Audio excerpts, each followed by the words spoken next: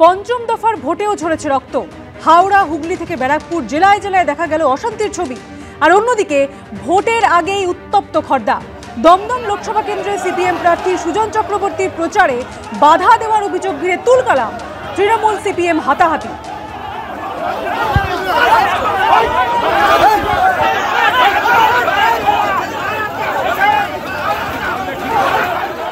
ভারত সেবাশ্রম সংঘের বেলডাঙ্গা শাখার প্রধান কার্তিক মহারাজকে ঝাঁঝালো আক্রমণ করলেন মমতা বন্দ্যোপাধ্যায়।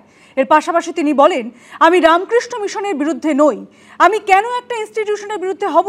আর এখানেই প্রশ্ন উঠছে, তাহলে কি রামকৃষ্ণ মিশন, ইসকন ও ভারত সেবাশ্রম সংঘ নিয়ে তার বয়ানের ব্যাখ্যা দেওয়ার চেষ্টা করলেন মমতা বন্দ্যোপাধ্যায়? এলাকায় এলাকায় গিয়ে ধর্মের নামে আপনি বিজেপি করে বেড়ান, আমি বলছি আপনি করুন, কিন্তু বিজেপির চিহ্নটা বুকে লাগিয়ে রেখে করুন, লুকিয়ে লুকিয়ে কেন?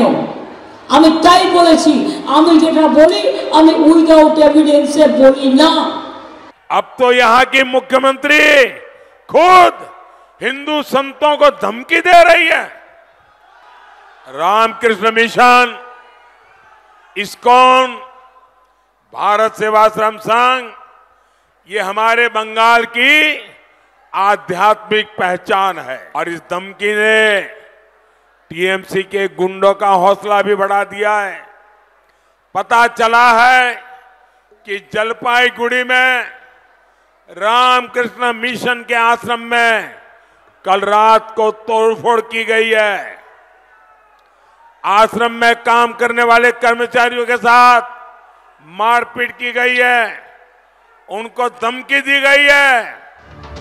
ভারত সেবাশ্রম সংঘের বেলডাঙ্গা শাখার প্রধান কার্তিক মহারাজ প্রসঙ্গে আক্রমণের ঝাঁঝাড়ো বাড়ালেও শনিবার তার মন্তব্যের পর দেশ জুড়ে তোলপাড় পড়ে যাওয়ায় সার্বিকভাবে রামকৃষ্ণ মিশন, ইসকন ও ভারত সেবাশ্রম সংঘ নিয়ে তার বয়ানের ব্যাখ্যা দেওয়ার চেষ্টা করলেন মমতা বন্দ্যোপাধ্যায়।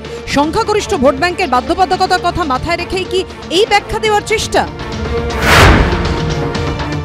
ভারত সেবা সংঘকে আমি খুব শ্রদ্ধা করতাম, আমার শ্রদ্ধাকে একটা তালিকায় তারা অনেক দিন ধরে আছে, কিন্তু যে লোকটা বলে আমি তৃণমূল কংগ্রেসকে এজেন্ট বসতে দেবো না, সে লোকটাকে আমি সাধু বলে মনে করি না।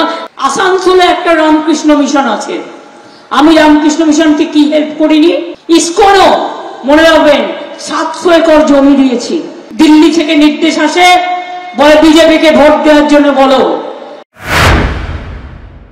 मेरा सीधा सीधा आरोप है,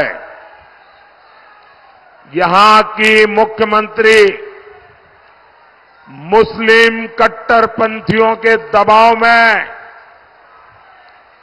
वोट पाने के लिए हमारे संतों को, हमारे महान संगठनों को सार्वजनिक रूप से गालियां दे रही है, बदनाम कर रही है। আমি রামকৃষ্ণ মিশনের বিরুদ্ধে নই, আমি কেন একটা ইনস্টিটিউশনের বিরুদ্ধে হব? আর আমি অসম্মানী বা কেন করব? আমি তো কয়েকদিন আগে মহারাজ অসুস্থ ছিলেন, তাকে দেখতে গিয়েছিলাম, সেটা নয়। আমি বলেছি দু একজনের কথা, আমি আজ নয়, সাগরে, গঙ্গাসাগরে ভারত সেবা সংঘের অফিস আছে, আশ্রম আছে, ওরা এত ভালো, ওরা সত্যি আমাকে খুব ভালোবাসে এবং মানুষের কাজ করে।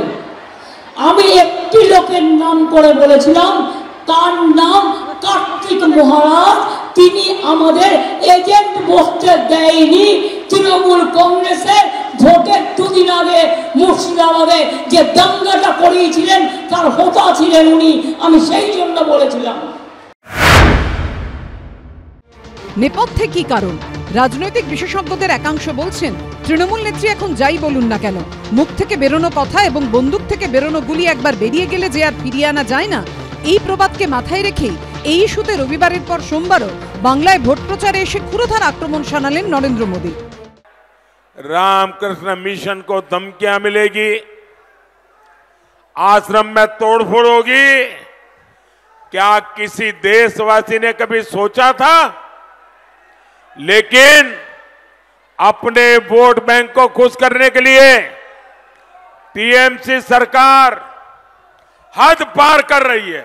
রামকৃষ্ণ মিশন বা ভারত সেবাশ্রম সংঘ মমতা বন্দ্যোপাধ্যায় এদের শ্রদ্ধা করেন, ফলে যারা বিকৃত করছেন প্রচারটা তারা কিন্তু খুব ইচ্ছাকৃতভাবে পরিকল্পিত একটা অপপ্রচার চালাচ্ছেন। রামকৃষ্ণ মিশন, ভারত সেবাশ্রম সংঘ কিংবা ইসকন, জনমানসে ব্যাপক প্রভাব রয়েছে এই সংগঠনগুলোর।